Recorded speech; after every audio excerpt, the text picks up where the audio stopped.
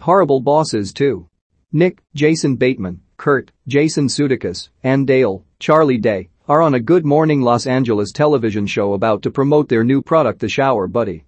Much like an automated car wash pumps out different soaps through the same hose, the Shower Buddy does the same in the shower. During this scene, it's established that Dale is now married to Spacey, Lindsay Sloane, and they have triplets. The demonstration doesn't go too well. Dale has to prime the pump for the mock shower, and through silhouette it looks like he's giving Kurt a handjob. Also, they find out that the name of their company Nickerdale sounds a lot like Ngerdale when said out loud. In spite of this, an investor from a catalog company wants to meet with the guys. The investor, Rex, Chris Pine, is in an insanely decorated office complete with dinosaur bones. He tells the guys he wants to make them a respectable offer to buy their company. They consider it, but Nick decides that they formed their company so they'd never have to have another boss. They decline the offer. Rex clarifies that his respectable offer was $3 million. The guys jump at that, but Rex has rescinded that offer. Rex's dad, Bert Hansen, Christoph Waltz, arrives on the scene, and we find out that the office actually belongs to him, and Rex is just sort of a clown. His dad makes an offer to buy 100,000 shower buddies, but he wants exclusive distribution rights. He also offers to put them in touch with a bank that will give them a startup loan as soon as they drop his name. Montage. The guys find a location, hire employees. Kurt hires only hot women and is disappointed. Then Nick tells him he can't sleep with any of them. They fill the order and go to meet with Bert on the golf course to present him the first shower buddy as well as a cake. There, Bert tells them his real plan is to cancel his order, which will mean the guys can't pay back their loan, and then Bert can buy all the units below cost. They guys go to meet with David Harkin, Kevin Spacey, in jail to see if he can help give them a solution. Harkin tells them there is something they can do, but they'd never do it because they don't have any balls. The guys end up deciding to kidnap Rex, so they meet with Motherfucker Jones, Jamie Foxx, who, in exchange for Nick's watch, suggests they roofie Rex so he never knows he's been kidnapped. Jones tells the guys that his dream was to open a Pinkberry, so he understands how much it sucks to have their dream crushed. Now, it's on to Dr. Julia's, Jennifer Aniston, office to steal some nitrous oxide. Dale still knows the alarm code, so the break-in is easy. Nick is the lookout and sees that Julia and a group arrive at the office while Dale and Kurt are still inside. He can't radio them to warn them because they're horsing around on their walkie-talkies trying to come up with code names. So Nick goes inside as a diversion and crashes what he thinks is an AA meeting but is really a sex addict meeting. Julia thinks Nick is gay and believes she'd be unable to get his wiener, which makes her want it so bad that she falls off the wagon and dismisses her group. She and Nick get on while Dale and Kurt escape. The guys meet up and go to Rex's house. They don't have a plan. Dale was hoping the door would just be unlocked. Fortunately, Rex's maid Lupe shows up and goes inside. The guys sneak in behind her. Rex shows up too. He's Lupe's horrible boss, orders her to clean water out of the sink, and throws his shoes at her face. The guys hide in a bathroom closet and catch Lupe sticking Rex's toothbrush up her butt. The nitrous goes off and the guys giggle themselves to sleep. The next morning, they wake up, the house is empty so they leave. They reconsider the kidnapping plan, but it's too late because Rex is in their trunk.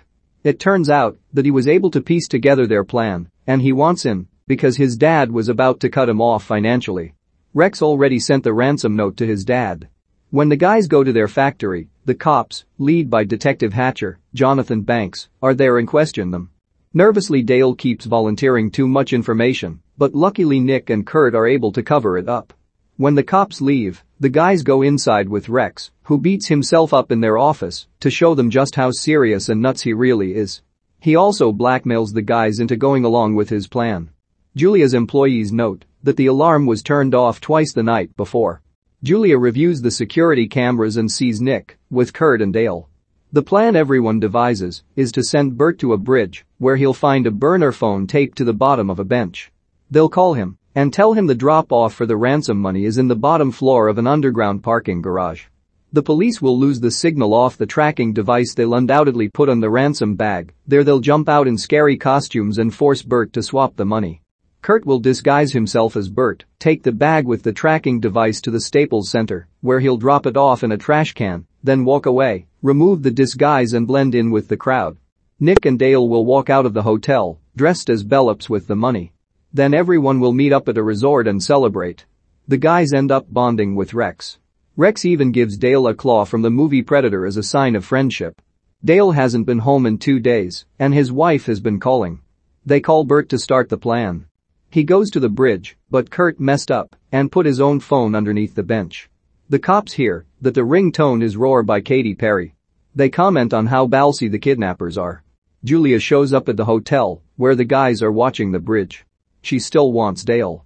The guys realize they're going to have to give in if they're going to be able to get out and get to the parking garage. They all agree to have a foursome. Julia goes into the bathroom to get ready.